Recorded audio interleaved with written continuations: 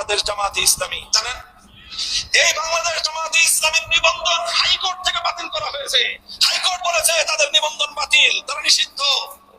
কেন বাতিল করেছে হাইকোর্ট? তারা মাওলানা মওদুদী সাহেবের অনুসরণ করে, এই জন্য তারা সাহাবায়ে কেরামকে মেয়রে হক মানে না, জানি আমরা তাদের সঙ্গে উলামায়ে কেরামের কিছু বিষয় মতপার্থক্য আছে, এই জন্য না। উলামায়ে কেরাম বুঝো, বাংলার মুসলমান হৃদয়ে তোমাদের রক্তক্ষরণ হয় না, তোমরা এখন হাসো। আল্লাহু ইতিহাস, আকবার। তোমার বাংলাদেশের এই মর্মান্তিক ঘটনা তোমরা কেউ পর্যবেক্ষণ করো না। হাইকোর্ট বলেছে বাংলাদেশ জামাতে ইসলামের সংবিধানের মধ্যে, গঠনতন্ত্রের মধ্যে একটা কথা বলা হয়েছে, সেটা হলো আল্লাহর সার্বভৌমত্বের কথা। সুতরাং যেখানে তারা আল্লাহর সার্বভৌমত্বের কথা বললো, বাংলাদেশের সংবিধান আল্লাহর সার্বভৌমত্বকে বিশ্বাস করে না।